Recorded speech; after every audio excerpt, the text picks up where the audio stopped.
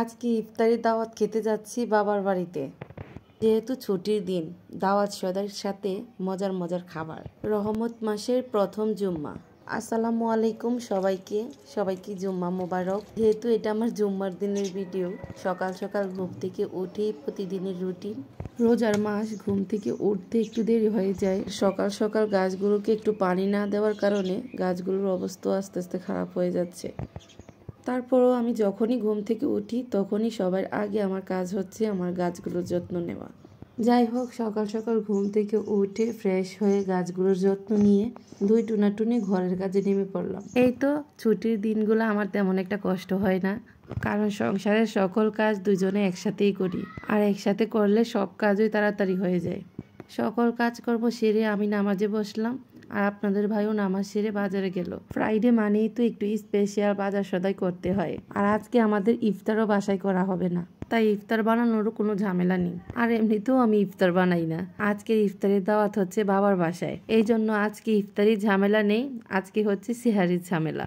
বাজার থেকে আপনাদের ভাই মাংস নিয়ে আসলো, আমিও নামাজ সেরে কাটাকাটি বাটাবাটির মিশনে নেমে পড়লাম। আর সবসময় আমার যে ভুলটা হয়, আদা বাটা রসুন বাটা নামাতেই মনে থাকে না। যাই হোক, আমার কাটাকাটি করতে করতে মশলাও বরফ ছেড়ে দিবে। কি সুন্দর সহজভাবে রহমত মাসটা চলে যাচ্ছে, তাই না? সুন্দর দিনগুলো সবসময় তাড়াতাড়ি চলে যায়, আর খারাপ দিনগুলো পোহাতেই চায় না।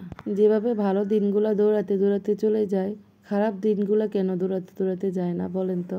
খারাপ দিনগুলা কেন অপবাদ, অপমান, লাঞ্ছনা, কষ্ট সকল কিছু সহ্য করে তারপরেও যাওয়ার নাম নেয় না? আর রহমত আর ভালো দিনগুলা না ছুঁইতেই চলে যায়। যাই হোক, দোয়া করি আল্লাহ রহমতের মাসের উসিলায় সবার খারাপ দিন, কষ্টের দিনগুলা খুব তাড়াতাড়ি যেন পার করে দেয়।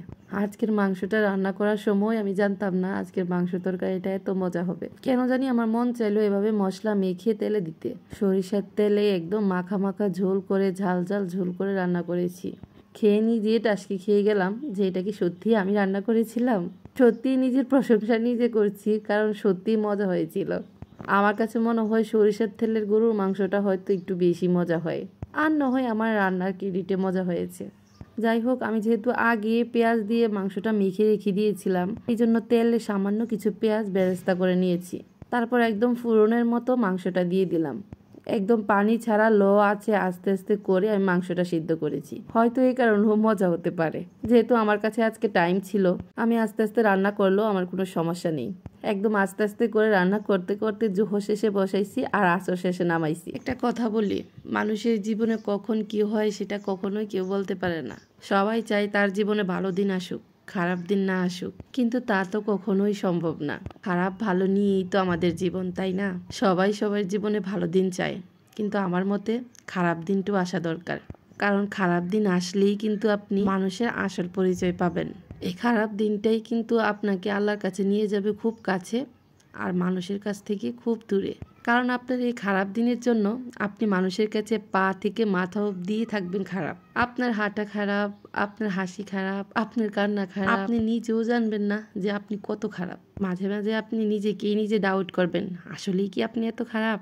জি, খারাপ দিন আসলে আপনি সবচেয়ে বেশি খারাপ। তাই আমার মতে খারাপ দিন আসা দরকার মুখোশধারীদের মুখোশ খুলে দেওয়ার জন্য। যাই হোক, রান্না সেরে নামাজ সেরে আমরা চলে যাচ্ছি দাওয়াত খেতে। ভিডিও অনেক বড় হয়ে যাচ্ছে। দাওয়াতে গিয়ে যে কি ঘটনা ঘটলো সেটা দেখার জন্য অবশ্যই পরের ভিডিও দেখতে হবে। সবাই ভালো থাকবেন। আল্লাহ হাফেজ।